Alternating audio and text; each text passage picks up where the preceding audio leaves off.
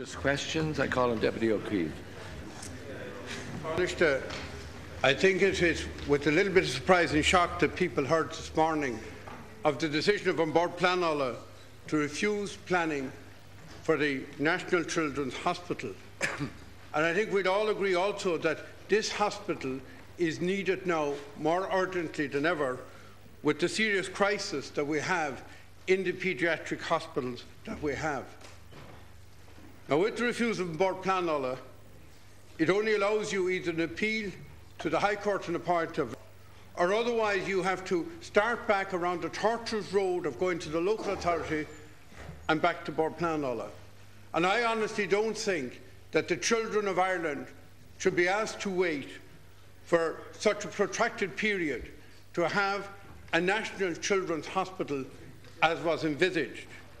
Could I ask you, has consideration or will consideration be given, as this is national critical infrastructure, to an immediate amendment to the Critical Infrastructure Act so that the National Children's Hospital could be defined in the Act? It would be a very simple change as critical infrastructure so that you would avoid the long road back, and that an interactive process could be entered into with An Bord Pleanála to resolve the issues that they believe they have with this planning application, and so that we can expedite the provision, the urgent provision of a children's hospital for the children of Ireland. Thank you, Deputy. Well, first of all, can I agree with Deputy O'Keefe that there is an urgent need to build a national children's hospital. And I think that it is a great pity that so many years were wasted in the preparation of the plans for the National Children's Hospital and the submission of them to the planning authorities, and indeed that the project itself was put at risk by the fact that the previous government hadn't provided sufficient funding in order to make it happen. The first thing that I want to make clear, to the House and to Deputy O'Keefe and to the public, is that this government is going to build a national children's hospital, because the children of this country deserve no less. There are, as we all know, huge problems in the paediatric hospitals, and there is a crying need for a national children's hospital to be built. It is disappointing that An Bord Pleanála have made the decision that they have made, which is to refuse permission. I've just seen the decision that they have made and that the reasons that they have given for it. Bord Pleanála, of course, is an independent body, and we have an independent planning system, and we have to respect that. The government will now have to consider what are the options that are open to it in light of An Bord Pleanála's decision. As on my initial reading of the decision, it appears that the principal reasons for refusing the permission have to do with the height and scale of the proposed development. Obviously, that will have to be looked at and see if some changes can be made that would satisfy An Bord Pleanála in a subsequent application. The issue of an alternative site may have to be looked at. The issues that have been approached recommended by Deputy O'Keefe, that may have to be, all of this will have to be looked at, and we'll have to reflect on what options are open to us.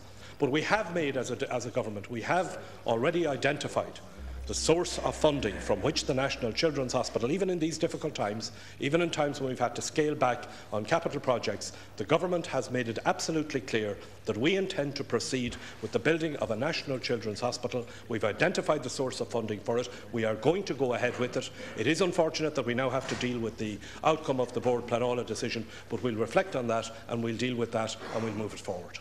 Thank you, Taoiseach. Deputy O'Keefe. I'm disappointed that the Taoiseach cannot, even when the well-being of the children of Ireland are in question, cannot desist from party point scoring, but I leave that to you today. The reality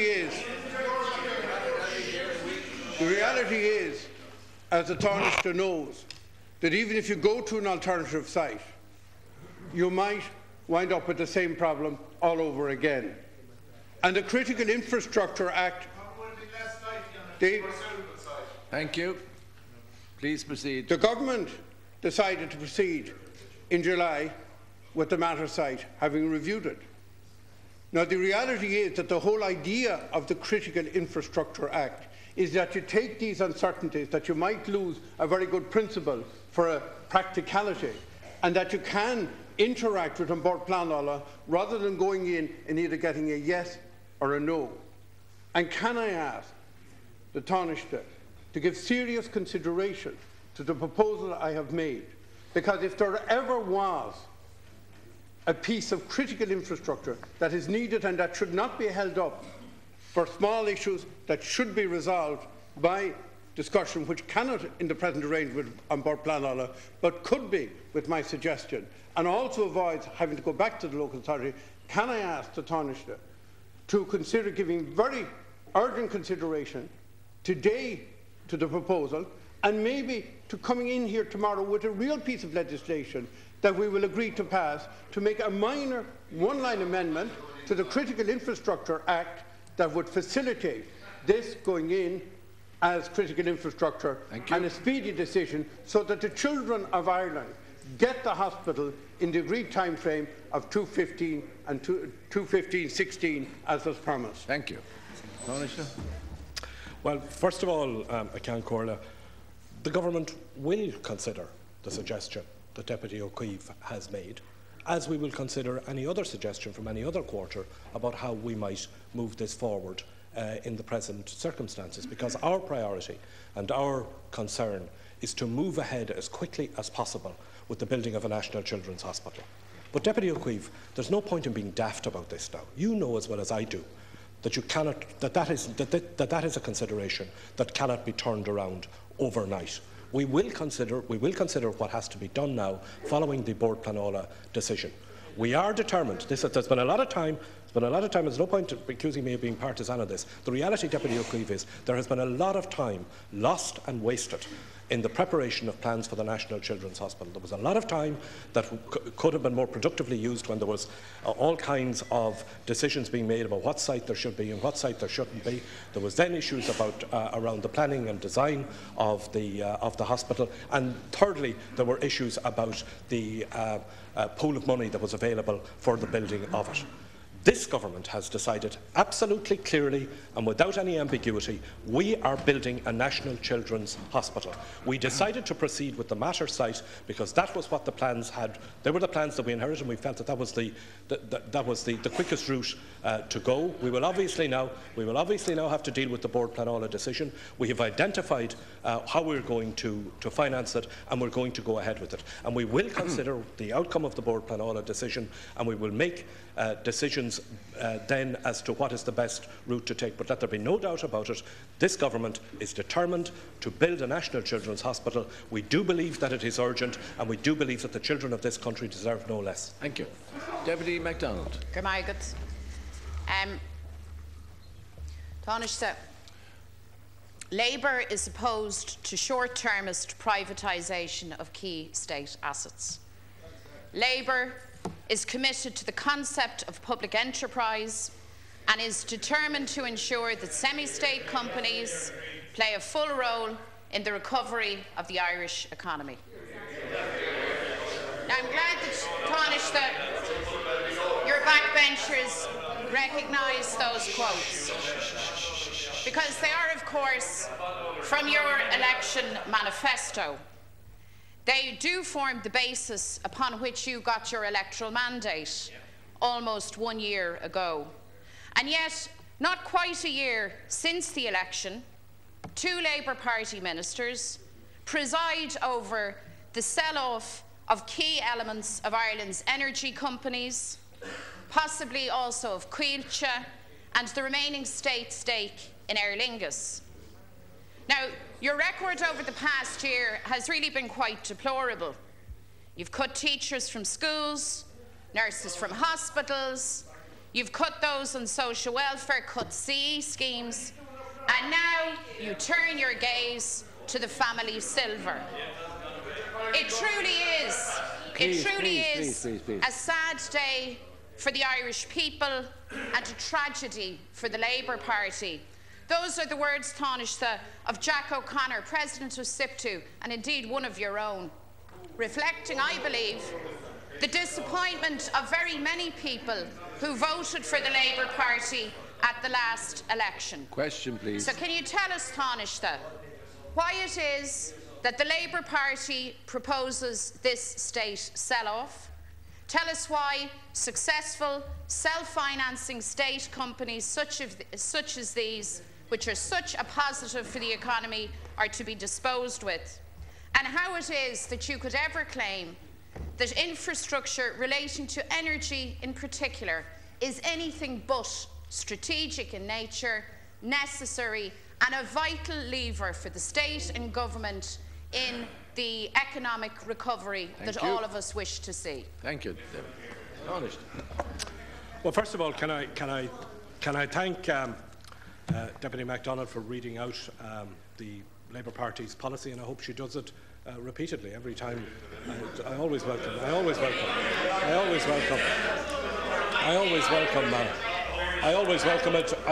it. Repetition is the greatest form of flattery. The position is, as Deputy MacDonald says, that this government is committed to a strong role for the state sector in our economic recovery. That is why we have decided that we would adopt a single portfolio approach under the new Economic and Recovery Agency for all of our state companies.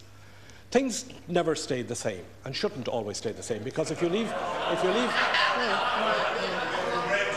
we all talk. Thank you. We all talk about, you know, we all talk about change, and what we have to do is we have to harness the resources of the state in order to get investment and jobs into this country. The biggest tragedy in this country, Deputy MacDonald, is not whatever was issued by the SIPTO press office yesterday. The biggest tragedy in this country is that we have 438,000 people out of work. And what this government is determined to do, is to get those people back to work. And you've already seen, even in the course of the last week, a number of positive initiatives in that area. We saw the jobs announcement that were made by PayPal this week. We have seen the commitments over the past couple of weeks to investment in this country by people abroad.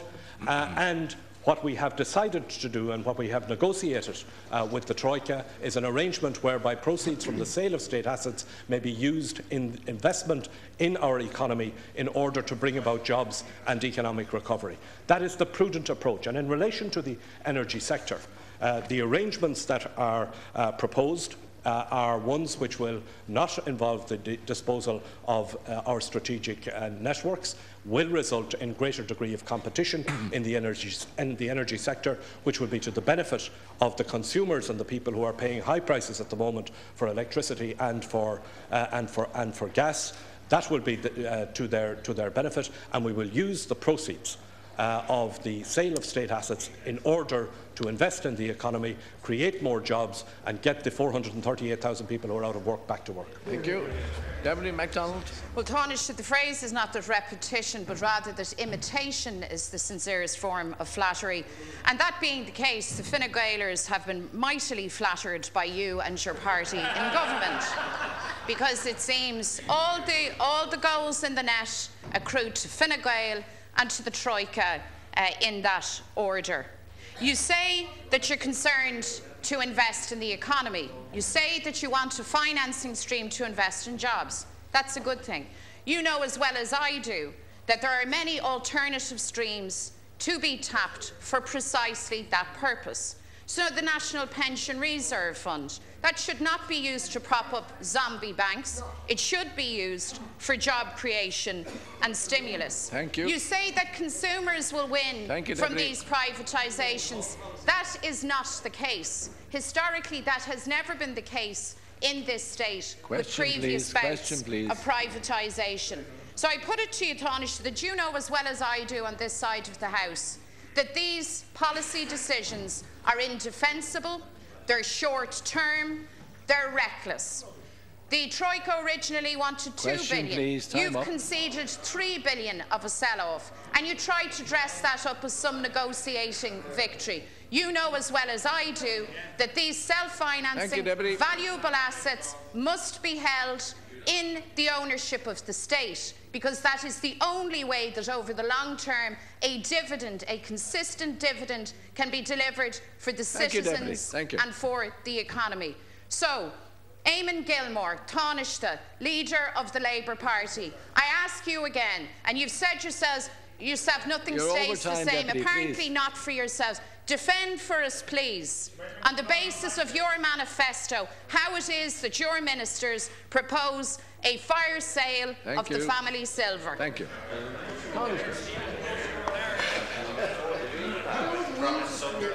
Deputy MacDonald is wrong. First of all, there is no fire sale and there will be no fire sale. Any disposal of state assets will be done on the basis of this country getting the best value for money and the best deal possible for it. Secondly, you're wrong in respect of what the Troika asked for. You say that the Troika asked for $2 billion. You're wrong about that, Deputy MacDonald. The Troika asked and expected $5 billion. And the reason that they expected $5 billion is that these people over here had agreed a package of $5 billion with them. The leader of Fianna Fáil.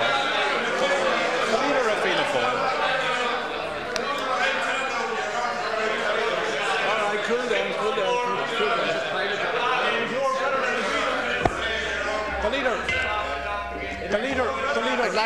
I'd like to hear the reply, please. Thank you. The leader of Fianna Fáil was on radio this morning and accused two of my colleagues of telling barefaced lies, and he went on then to suggest that the McCarthy report followed on from the arrival of the Troika. That's not the case. The McCarthy report, which contained the $5 billion, was already established by this government, by the Fianna Fáil government, in... No, let me give you the facts. Let me give you the facts.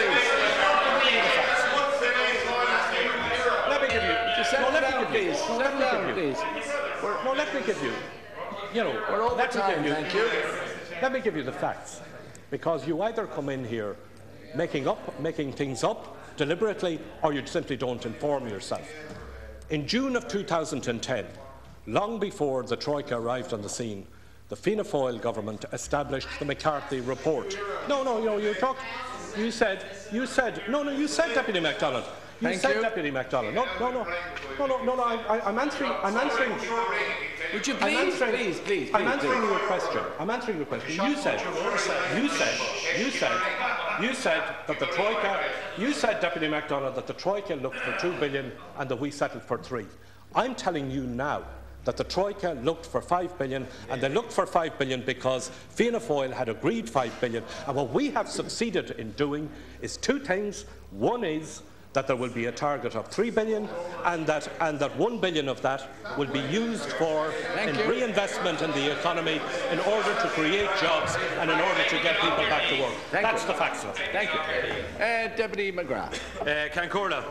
First of all, Cancorla, can I say that the decision by An Bord Pleanála not to proceed with our National Children's Hospital, it's a bad day for sick children, it's a bad day for their families, it's a bad day for the nurses and doctors and staff, and it's also a bad day for jobs and capital investment on the north side of Dublin. And once again it shows that sick children are paying the price for the gross incompetence of others. But today, Cancorla, I'd like to raise another issue in relation to the health. And I'd like to raise the very important issue of cystic fibrosis patients and the urgent need for more facilities. In the past, I've raised this matter with the strong emphasis of a 34-bedded unit for cystic fibrosis patients at St Vincent's Hospital, and we were promised action by this government on it. So, Taoiseach, I'd like to ask you the following questions. First of all, Taoiseach, are you aware that yesterday in St Vincent's Hospital there were 83 people within the accident and emergency complex, and 40 were waiting for a bed? 7 cystic fibrosis patients had to stay at home while they waited for a bed because of their fear of cross-infection. Can I ask you, Taoiseach, if you think that's acceptable in this day and age? Are you aware, Taoiseach, of the huge dangers of cross-infections for cystic fibrosis patients? And can I ask you, Taoiseach, if you find it acceptable that staff who were overstretched and brilliant had to move other patients out of their beds to accommodate one cystic fibrosis patient. And finally, Corla, can I ask the Taoiseach, can you give me a commitment today in the Dáil that the new cystic fibrosis wing will be completed on time, as these patients now need their 34 ensuite bedrooms as a matter of utter priority? Thank you. Thank you. Taoiseach. First of all, again, in relation to the National Children's Hospital, I just want to make it clear that the Government is determined to go ahead with the building of the National Children's Hospital. We'll obviously have to consider the outcome of the An Bord Pleanála decision, and we have provided the funding for it. Deputy McGrath, I don't find it acceptable that anybody has to wait for medical treatment, or that anybody would have to stay at home, particularly cystic fibrosis patients. I don't find it acceptable that people have to wait on trolleys in a hospital, or that the type of arrangements that you have talked about have to be made on an emergency basis. And that is why the Government, first of all, in respect of hospital services for children, is determined to go ahead with the building of the National Children's Hospital. That is why the Government is determined to press ahead with the reforms that we have initiated in the health service in order to get it to operate more efficiently, to get it to operate in the best interests of our patients. The Government is committed to the cystic fibrosis unit in St Vincent's Hospital. There is a target for the completion of that, and the Government is committed to that target.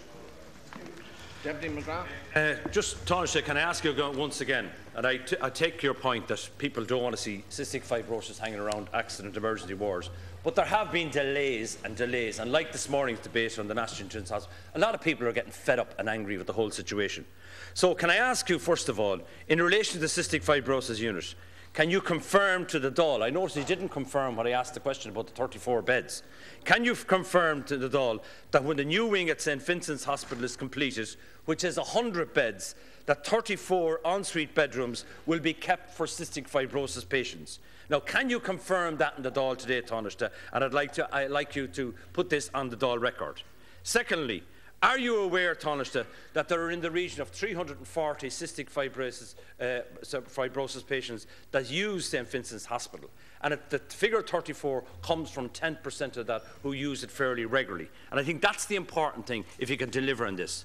And can you also understand the hurt and the frustration these families have to put up when they hear the ministers promising a reduction in waiting lists or special delivery units? And finally, Corla, can I ask the Taoiseach, can you request the Minister and the Government to send in one of those special delivery units, or at least turn St Vincent's Hospital into a safe environment for cystic fibrosis patients? Thank you. Taoiseach.